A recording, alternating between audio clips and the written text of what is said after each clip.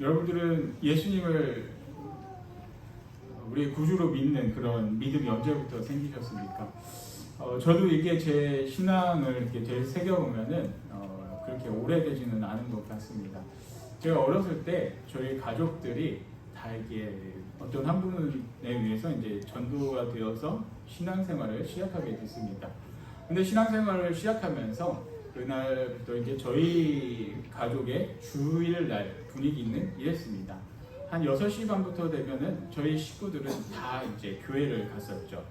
지금은 잘 그런 모습을 볼 수 없을 수 있다 생각할 수 있지만 저희 형 같은 경우도 6시 반만 되면은 저희 가까이 있는 충북대병원에 가서 열심히 찬양으로 봉사를 하면 또 섬기고, 저희 부모님도 아침 일찍부터 교회에 가셔서 찬양대를 비롯하여 교사 그리고 예배를 드리고 주차 안내까지 이렇게 마치고 또 저녁 예배까지 하고 오면은 이제 9시 반 10시 정도가 됐었죠. 그런데 이제 반면에 저 같은 경우는 어떻게 신앙생활을 하냐면 일찍 이제 교회는 갑니다. 그런데 저는 모든 관점이 그때 당시만 해도 조금 삐딱한 관점이라 예배를 드리지는 않고 이제 분반 공부할 때 시간에 맞춰서 이렇게 들어갔었죠. 분반 공부를 빠지지 않았던 이유는 거기 교사들이 저희 부모님과 다 연결이 되어 있기 때문에 안 가면 큰일 날 것 같다는 생각에 분반 공부 시간에 출석 확인을 하고 이제 친구들이랑 조금 놀다가 집에 가면 이제 1시, 2시 정도 됐습니다. 그러면 저녁까지 이제 밤까지는 거의 이게 저 혼자 지내게 됐습니다. 근데 제가 이렇게 신앙생활을 보면은 저는 이게 지금은 안 그렇지만 그때만 해도 이 세상을 보는 관점이 너무나 제가 조금 삐딱했었습니다.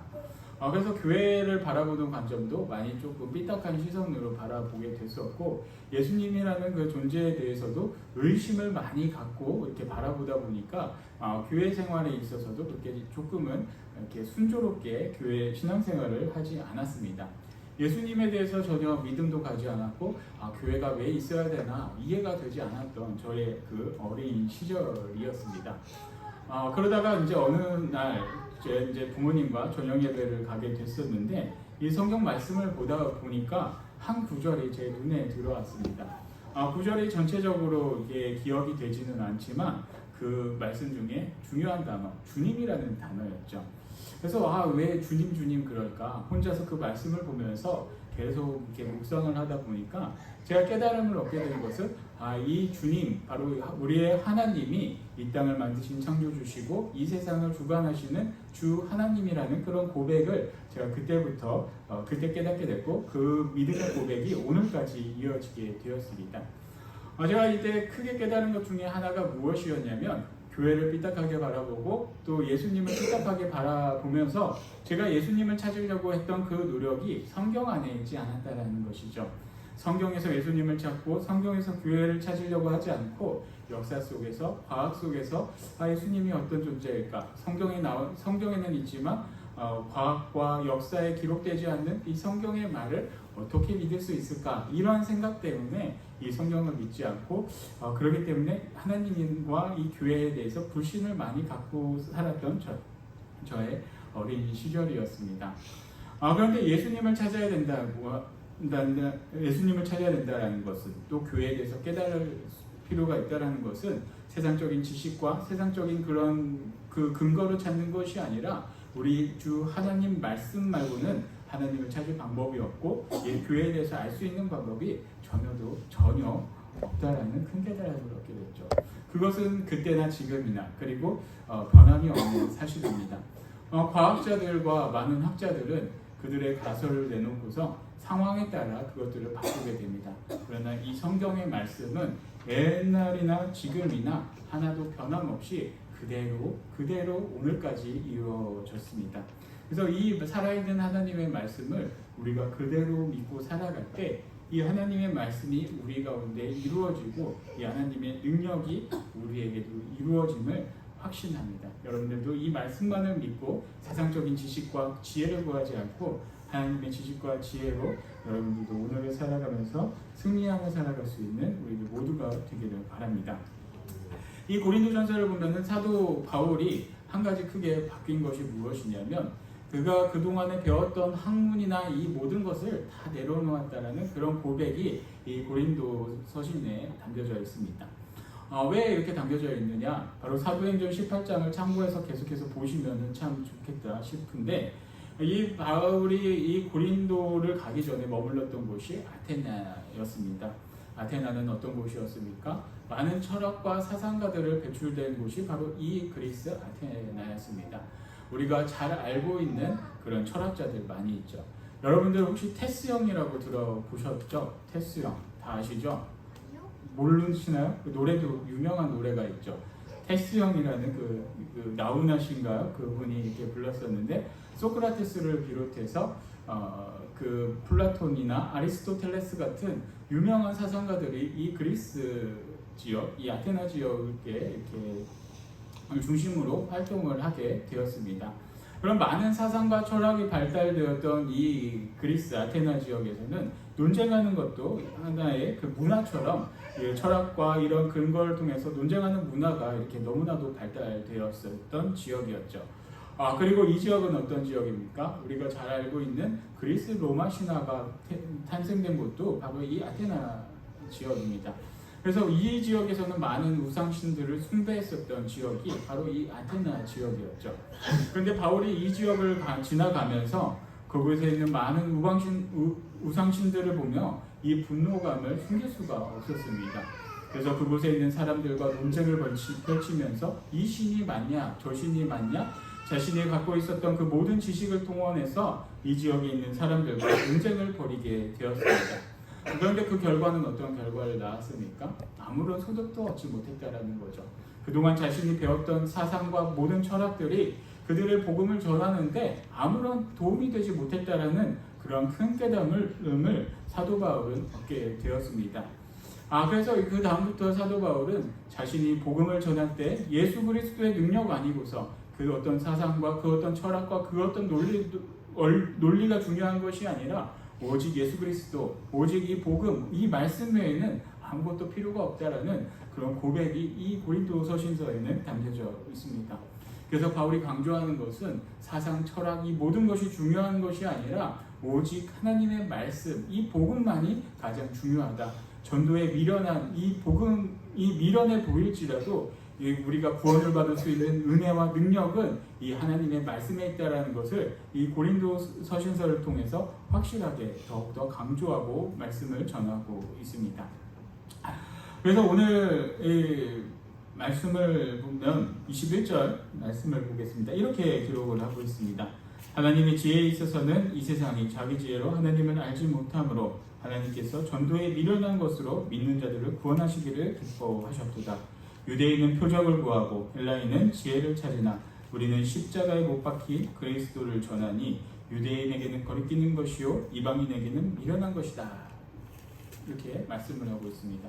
사도 바울이 이렇게 말씀을 기록한 이유는 바로 거기에 있습니다.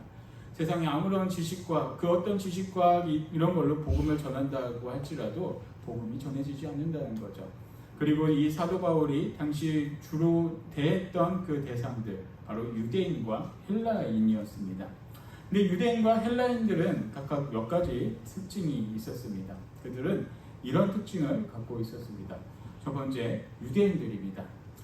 유대인들은 이런 어떤 사람들이었냐면 이 유대 왕국이 북이스라엘과 남유다로 나뉘어지는데 북이스라엘이 이제 아수르 제국에 의해서 멸망을 당하게 됩니다.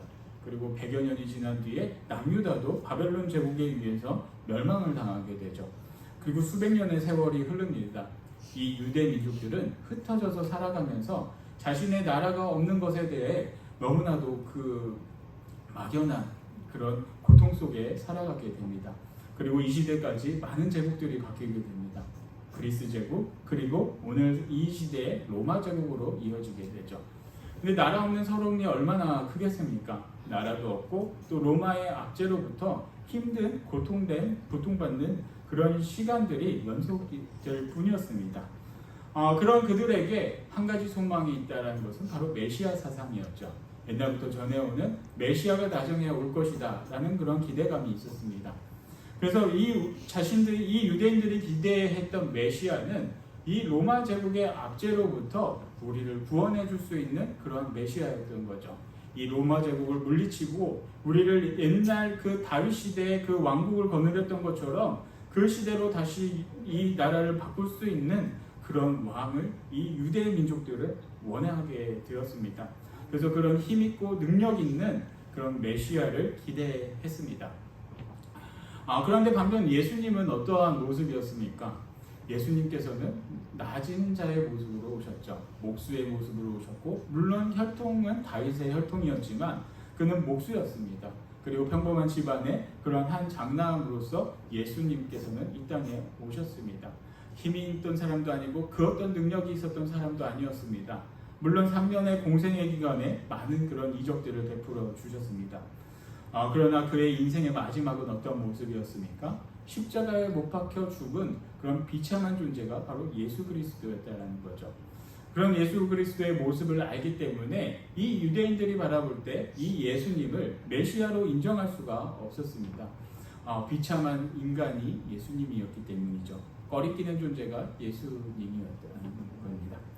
십자가는 얼마나 비참합니까? 가장 그때 최악의 형벌이 십자가였는데 이 십자가는 단숨에 죽는 것이 아니죠. 십자가에 매달려서 이틀 3일씩이 매달려 있으면서 때로는 새들이 와서 자신의 살을 쪼아먹는 걸 그 고통을 느껴야만 하고 또 이렇게 매달려 있음으로써 또 호흡하기가 힘든 모든 고통을 다 겪고 죽는 것이 바로 이 십자가 형벌이었습니다.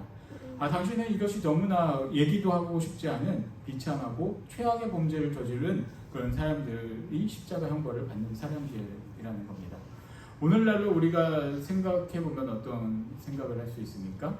요새 이게 방송을 보다 보면은 범죄 프로그램이 이제 간간히 이렇게 나오는 것을 보게 되는데, 보다 보니까 예전에 큰 사회적 물의를 일으켰던 몇몇 사건에 대해서 이렇게 다루는 것을 보게 되었습니다. 이에서 어떤 사건들이 있었냐면, 바로 이제 우리가 뉴스를 통해서 알고 있는 이춘재 살인 사건, 유영철 살인 사건, 그리고 90년대 사회를 정말로 들썩이게 했던 그 지종파 사건 같은 그런 큰 사건들이 있죠. 근데 이런 사건들을 우리 사람들이 볼 때 어떤 생각이 듭니까? 저런 인간 같지도 않은 사람들, 당장 저 사람들 쳐 죽여야 돼. 이런 이야기들을 하는 경우들이 많이 있다라는 거죠.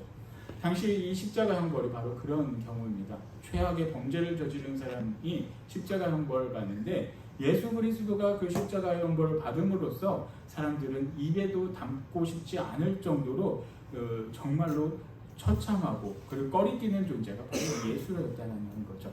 근데 그런 존재가 우리의 구세주라는 말을 이 유대인들은 하고 싶지가 않다는 겁니다.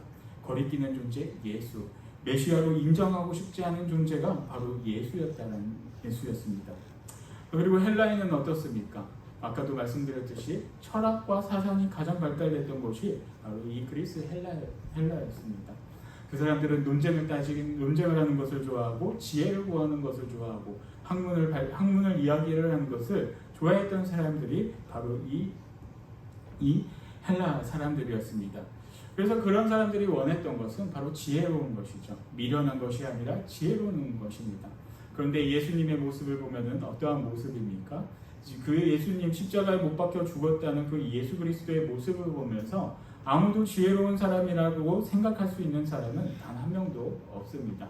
어떻게 저렇게 사람이 미련해서 저 방법밖에 없을까? 왜 저렇게 미련하게 죽었을까? 메시아가 저렇게 죽는 것이 말이 돼? 이해가 안 된다는 거죠. 이 그리스 사람들에게는. 그래서 이 그리스 사람들은 바로 이 예수를 미련한 사람, 지혜롭지 못한 사람이라고 생각을 하고 이 복음 자체를 듣지 않게 되었습니다. 그런 사람들에게 사도 바울은 바로 이렇게 이야기합니다. 우리는 십자가에 못 박힌 그리스도를 전하니 유대인에게는 거리끼는 것이요 이방인에게는 미련한 것이라. 그리고 24절 오직 부르심을 받은 자들에게는 유대인의 능력이나 헬라인이나 그리스도는 하나님의 능력이요 하나님의 지혜니라. 하나님의 어리석음이 사람보다 지혜롭고 하나님의 약하심이 사람보다 강하니라 라고 말씀을 하고 있죠. 그렇습니다. 세상의 그 어떤 것보다도 너희들이 주장하는 그 유대인들이 너희들이 주장하는 그런 강력한 능력과 힘보다도 예수 그리스도의 능력이 더 크고 그리고 너희들이 지혜롭다고 생각하는 그 지식과 그 학문보다도 이 예수 그리스도의 지혜가 더 있다라는 것을 하나님께서는 이 사도 바울은 말씀하고 있습니다. 십자가의 도가 미련한 것처럼, 십자가에 못 박혀 죽은 그 십자가의 도가 미련하고 아무런 능력이 없는 것처럼 보이지만 잘 생각해봐라. 이것은 그렇게 미련하고 어리석은 것이 아니라 너희들이 말하는 그 능력보다도 더 큰 능력이고, 그리고 너희들이 이야기하는 그 지혜보다도 더 지혜로운 것이다 라는 겁니다. 이거는 어떻게 설명할 수가 없습니다. 바로 하나님의 섭리입니다. 하나님의 섭리이고, 이것을 믿는 자에게만 하나님께서 구원을 주시는 그런 능력이 있다라는 겁니다. 우리도 한번 생각해 보십시오. 이 세상을 통해서 정말 영향력 있는 누군가를 믿고 할 수 있지만 정말로 비참한 존재 같은 경우 이렇게 믿기가 쉽지가 않습니다.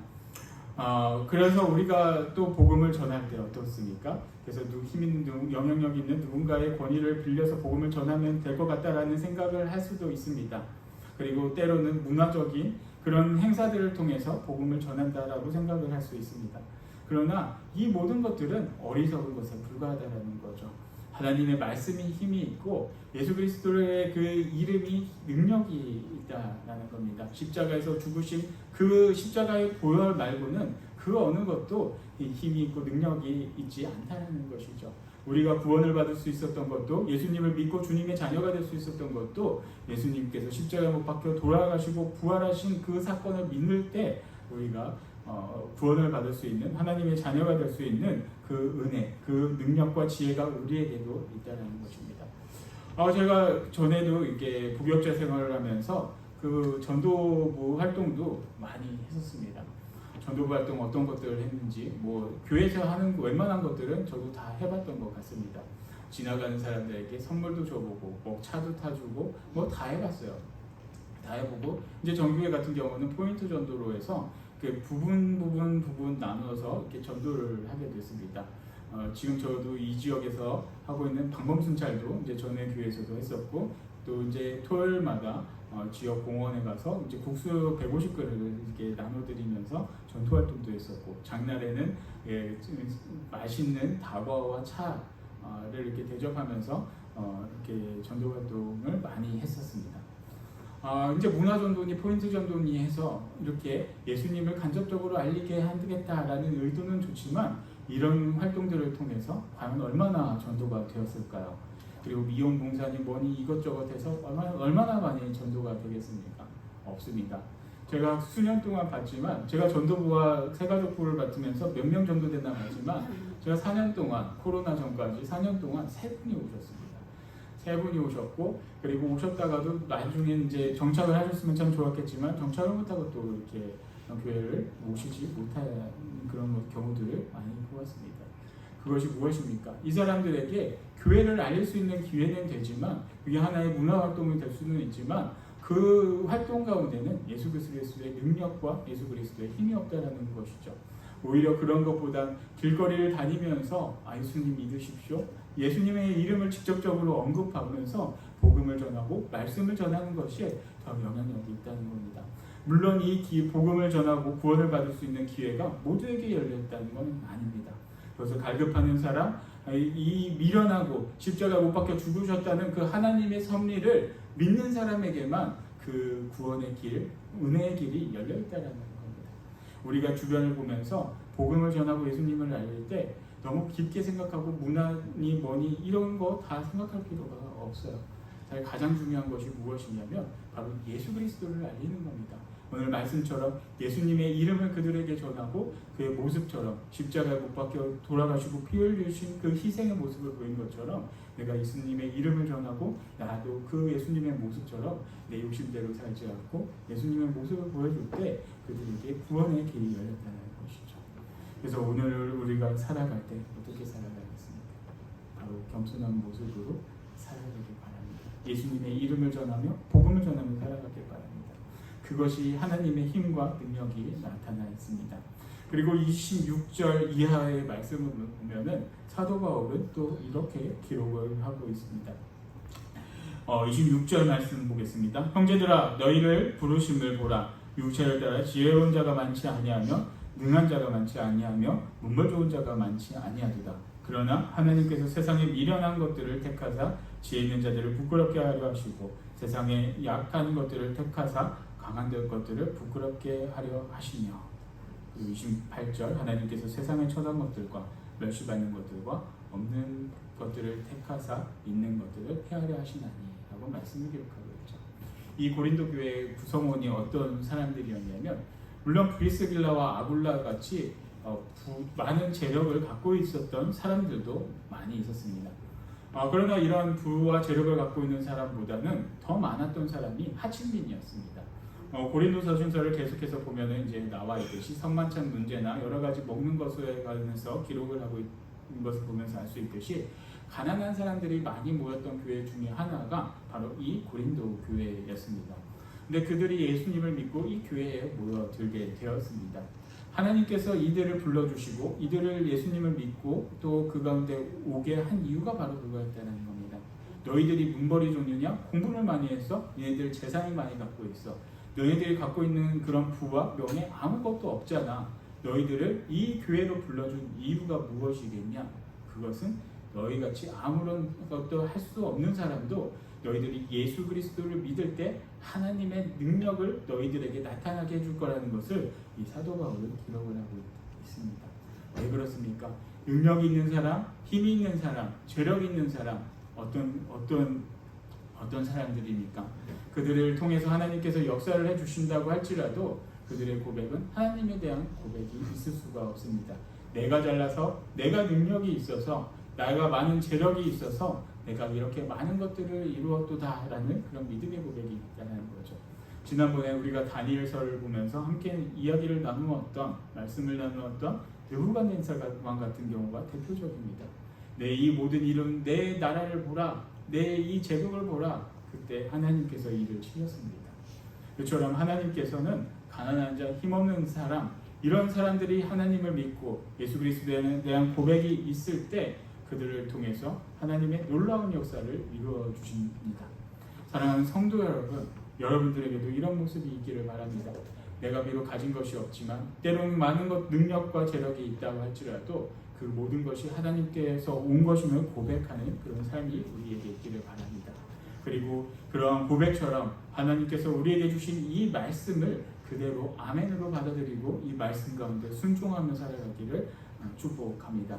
그래서 이 말씀을 믿고 이 말씀의 확신을 갖고 살아갈 때 이 하나님의 능력과 하나님의 지혜가 여러분들에게도 분명히 임하리라 믿습니다. 세상의 모든 지식 지혜 미련한 것입니다. 제가 십수년간을 엉뚱한 데서 하나님을 찾았던 그 미련한 짓보다 더 미련한 것이 어디에 있겠습니까? 이 말씀을 보는 것이 가장 중요합니다. 제가 주님을 찾았던 것, 성경에는 주님에 대한 그 어떤 기록도 설명도 없습니다. 그러나 이 살아서 움직이는 하나님의 말씀이기 때문에 말씀을 보면서 기도하며 볼 때 하나님께서 우리에게 지혜를 주십니다. 우리가 어떻게 나아가야 할지 깨달을 수 있는 그 말씀과 은혜가 이 말씀 속에 확실하게 있습니다. 말씀을 보면서 묵상하시면서 하나님의 뜻을 찾아가고 하나님의 지혜를 찾아가고 하나님의 능력을 여러분들을 통해서 이루어가는 그런 복된 삶을 살아가는 여러분들 모두가 되기를 축복합니다. 찬송